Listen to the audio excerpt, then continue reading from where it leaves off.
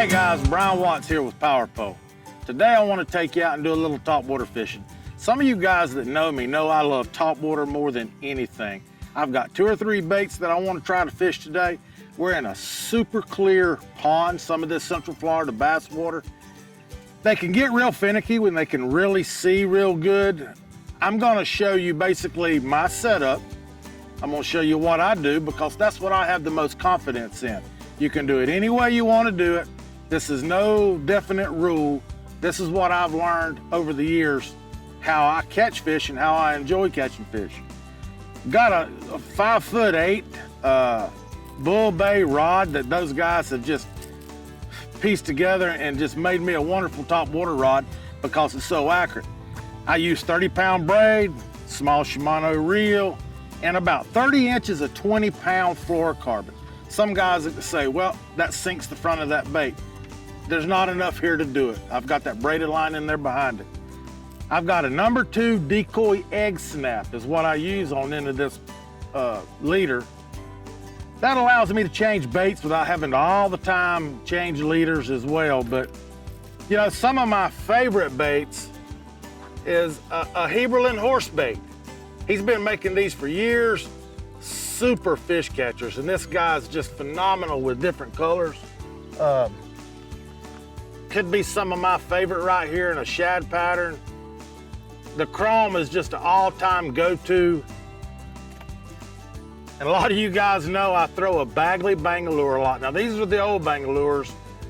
Really gotta hunt them down. When you can find them, you get them. Definitely a fish catcher. Sometimes you get out there and you see a fish, they just want to bull up behind this bait.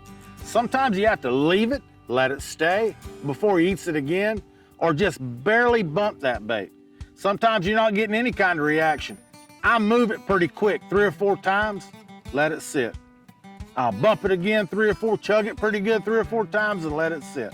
Now with the Bangalore minnow type bait, probably one of the best all-time fish catchers there ever was, throw it out. Let the ripples go away, twitch it down, and I twitch it 3 or 4 times. If he hasn't ate it then, I kick it under the water and I keep it under the water. I retrieve it under the water, you know, just like you would a jerkbait. The other thing I like is a walking bait. Yeah, it's a saltwater bait. That's where Greg and I come from, but that's a go-getter sometimes. These fish really get attracted to that walking the dog action. So it's a rod tip action with basically keeping up the slack as you do it. You want that bait to walk side to side, very rhythmic. When you're fishing some of these Central Florida waters, you find areas, points and pockets on the shoreline that you really enjoy fishing because they're gonna hold the most fish. Power pole down there.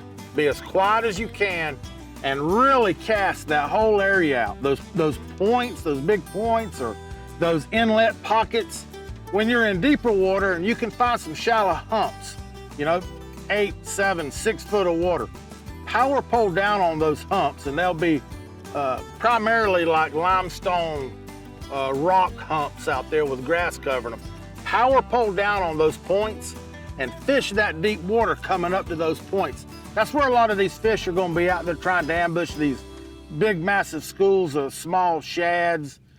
They love that kind of area. It's gonna be a situation when you throw it out, let them ripples go away. Everybody's read that on the old lure boxes. Throw it out, let the ripples go away. Trust me, it works. Chug it 1 time and stop it. Most of the time, those fish are gonna eat it before you ever get to chug it. They love that open water scenario where you have these rock humps and these ledges. So don't be scared to try a lot of different methods when you're out there with topwater baits. You'll find what works for you. Like I said earlier, I do what I like for my confidence. And I think once anglers build that confidence level in themselves, they start catching a whole lot more fish.